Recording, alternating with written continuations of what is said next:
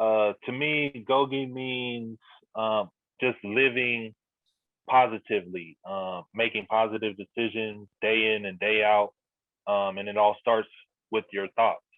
Um, every thought produces um, everything in the universe. I read that somewhere in a book, and so yeah, that's what GOGI means to me is positive decision making, living positive. Let's talk about when you first heard the word Gogi, what did you think? I thought like, what is this? What is this about? It sounds funny, and I was just really interested, curious about it.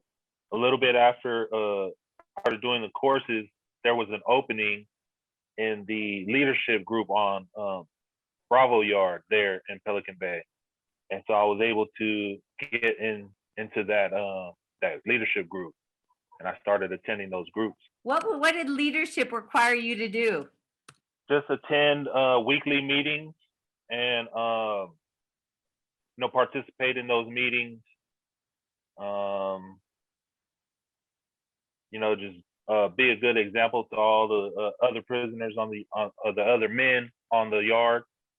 When did it click for you that, okay, I'm doing this Gogi thing, I'm in leadership, hey, I could get out and do it differently? When did you make that kind of commitment to show up as a solution? Because now, like, you're major solution in your community, you're like major solution.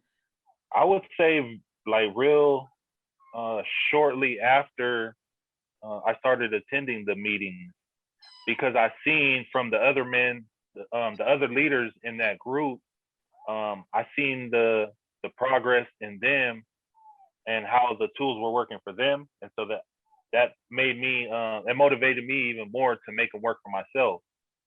Do you remember when we came there with our cameras and we recorded you? Yes, I do. What did you think about that? I thought it was cool. I was a little nervous, but I thought it was a real cool experience because it was called a GOGI graduation, and I never graduated from high school, so it was a cool experience to be able to have that ceremony. And you read a beautiful poem. I loved it so much that we ended up putting it in one of our books, and you read it. I just wrote a little poem for this special occasion. Yeah. And I wrote it thinking what GOGI means to me. And I just like to share it with everybody, and I called it the GOGI Tools. I am definitely striving to change. The first thing I had to do was be the boss of my brain. Belly breathing wasn't easy for me to learn at all, especially when I've been breathing wrong for so long. I'm proud to say I did it, and now I'm fully committed to this GOGI way of living and 5-second light switches, which is in my best interest, and I mean that with a passion. I went from negativity to positive thoughts, words, and actions. I claim responsibility for all of my decisions, from my time on the streets to my time now in prison. Today, I let go of the small things and the big things.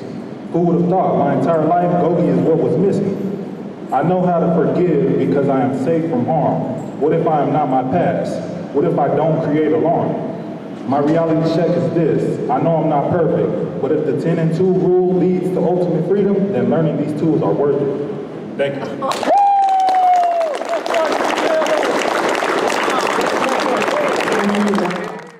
Yeah, you kind of changed your life around. Well, when I look at your baby pictures and your childhood pictures, I see like a lot of love in your family. I mean, like too much love. It's like a little love fest. Everybody's hugging and kissing each other.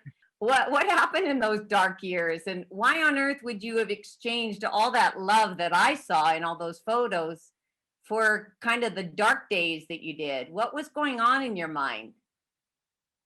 Well, I had chose to join a gang um, because I didn't know how to deal with the emotions I was facing in my life at that time, and everything I was dealing with my dad going to prison, um, and so I felt neglect, and then I turned to seeking acceptance from negative peers, and yeah, well, by me joining a gang, that's where it all went dark.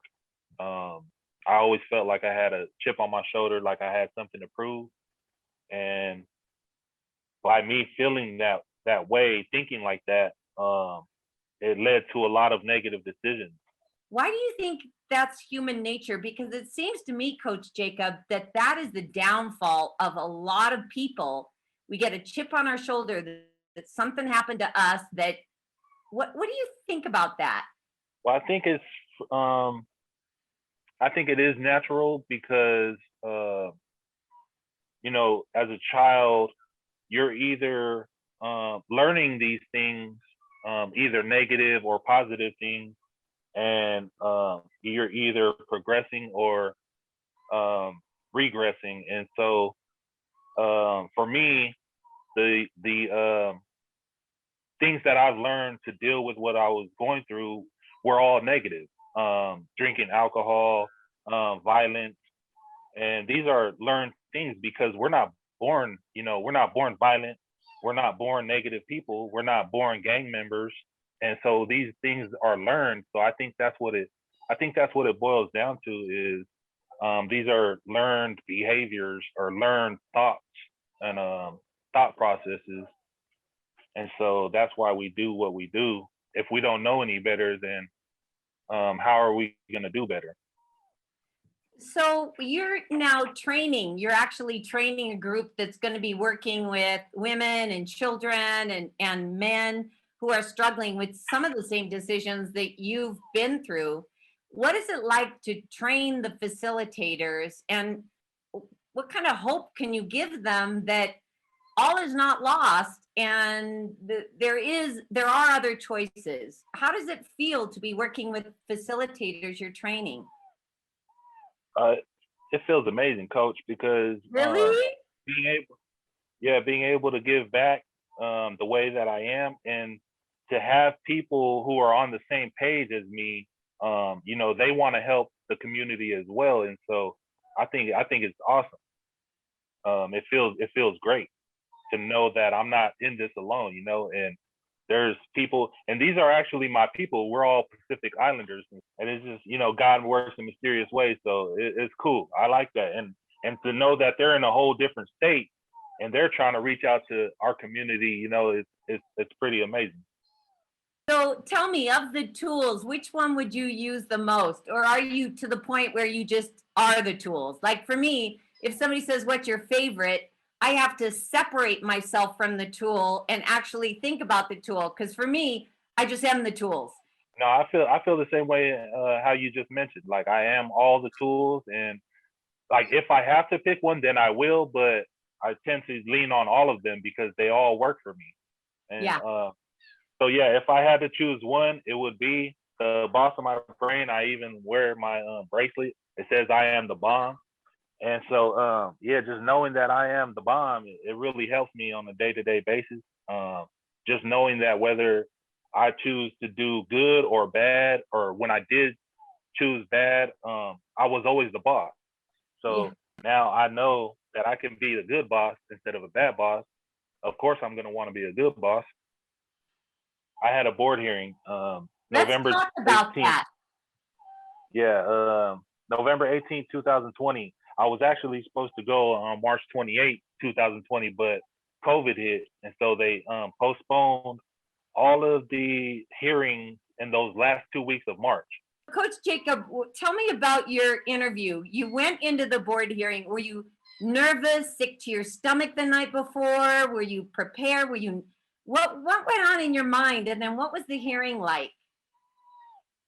I was extremely nervous in the hearing. I did a lot of praying and belly breathing. um, but I think wasn't as nervous because it was on a Zoom, and before the COVID, it was in person, and so I think if it would have been in person, I would have been more nervous. So I was kind of thankful that it was on Zoom, and but even still, even though it was on Zoom, I was still extremely nervous, and I even fumbled a couple times on a couple questions. But yeah, that was my very first hearing. That was my initial hearing, and I was found suitable. So I think they really liked the fact that I was a coach, a GOGI coach, and I really knew my tools and utilized them. I gave a couple examples of the way that I utilize my tools or utilize other coping skills as well as my GOGI tools. And thankfully I was found suitable on my first try. Yeah, I had no doubt because you made a commitment early on, 100%. People might say that you're quiet or you're shy or you're reserved, but once you make a commitment, you're like a pit bull. You grab on with your teeth and you just, you are not letting go. Yes, ma'am.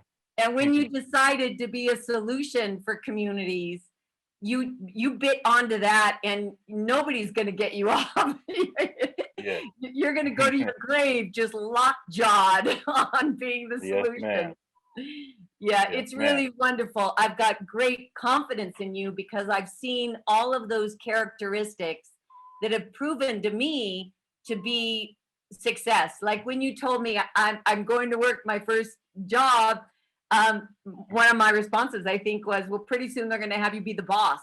And I have no doubt, I think pretty soon they're going to say, hey, we want to move you up to a supervisor position. I just think that's I think that's in the cards for you. I think there's no stopping you because you have a commitment to live a life of service.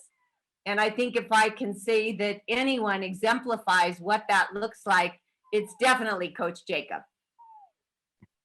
Thanks, Coach.